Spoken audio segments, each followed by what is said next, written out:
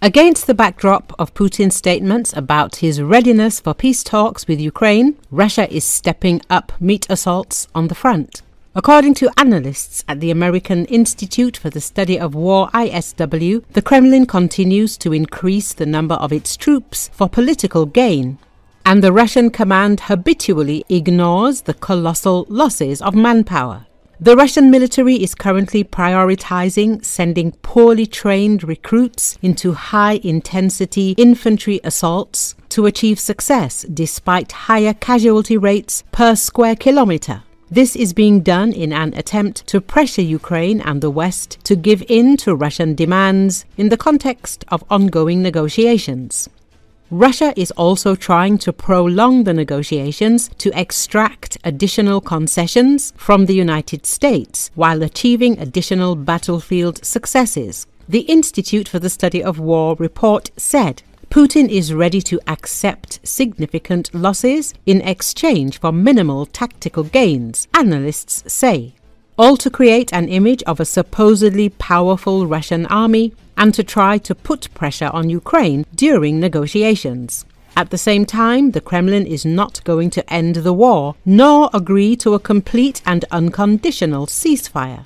Vladimir Putin proposed direct talks to try to get around Ukraine's demand for a 30-day ceasefire. He wants to continue to put the talks in a position where Zelenski has to do something, not him.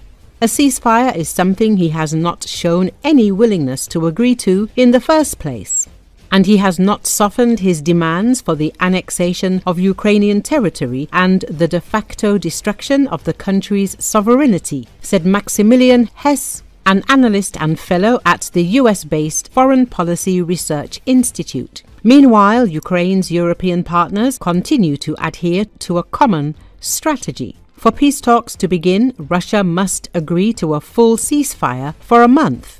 The European Union is ready to tighten sanctions against the aggressor if it does not see progress in talks to end the war. German Chancellor Friedrich Merz said, "What is at stake in Ukraine is nothing less than the peaceful order of our entire continent. At this historic, decisive moment, Europe must unite. Unite more than ever. I have spoken to President Trump twice by phone in the space of a few days. I am grateful for his support for the initiative of a 30-day unconditional ceasefire. Such a ceasefire could open a window in which peace talks could be possible in the first place. It is of the utmost importance that the political West does not allow itself to be divided, and therefore I will make every effort to continue to seek the greatest possible unity between our European and American partners," Merz said.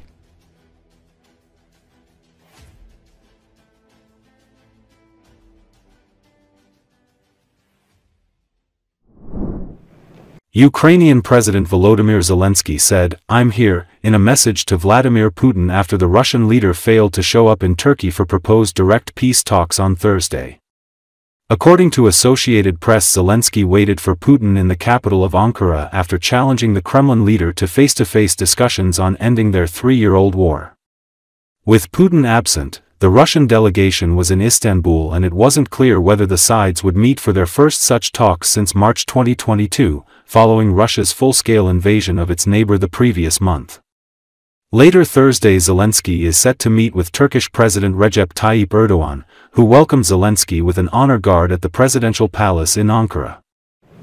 President Zelensky, Sky News, do you have a message for Vladimir Putin? I'm here. I think this is very clear. President Zelensky, Sky News, do you have a message for Vladimir Putin? I'm here. I think this is very clear.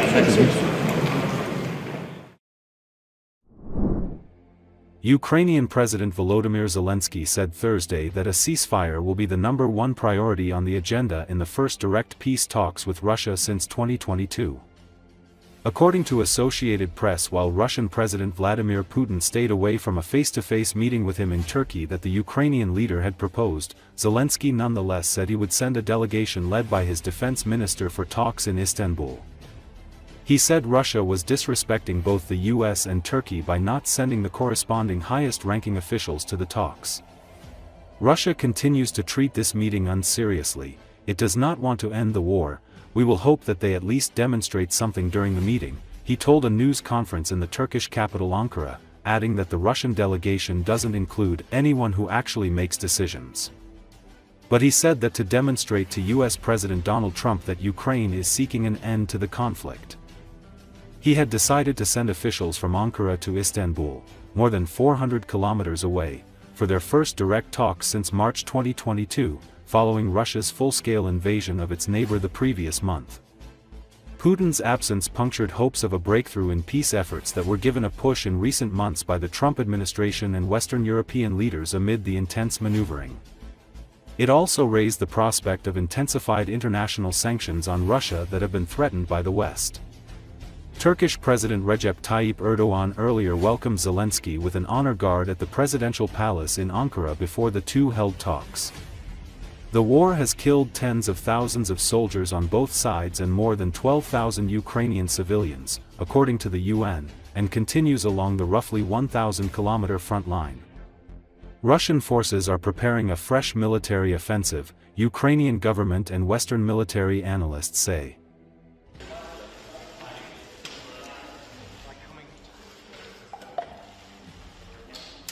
Щодо адженди, мандату не буде, припинення вогню номер 1.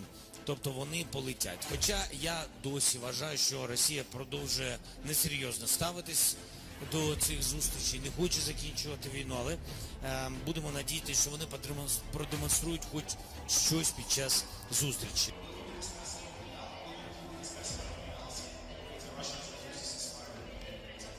Ми проговорили з президентом Туреччини. Завтра зранку ми з ним доєднаємось до саміту Європейської політичної спільноти в Албанії, в місті Тирана. В принципі, ця зустріч була організована заздалегідь, там буде більше 40 лідерів. Це наші короткі плани на найближчий час.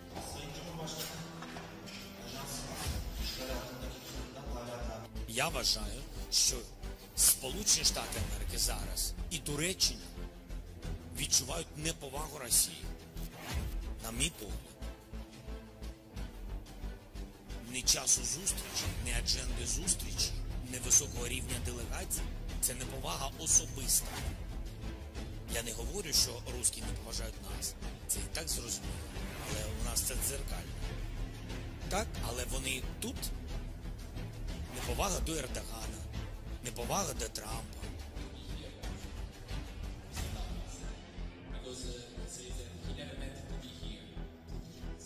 Трамп відправляє велику групу людей. Держсекретар Рубіо. Сторони війни хто? Росія і Україна. Держсекретар Рубіо є. Міністр закордонних справ Туреччини є. Міністр закордонних справ України є. Де відповідна людина з Російської Федерації? Це неповага не до України, до всіх. Передусім, я вважаю, до Туреччини, тому що тут зустріч.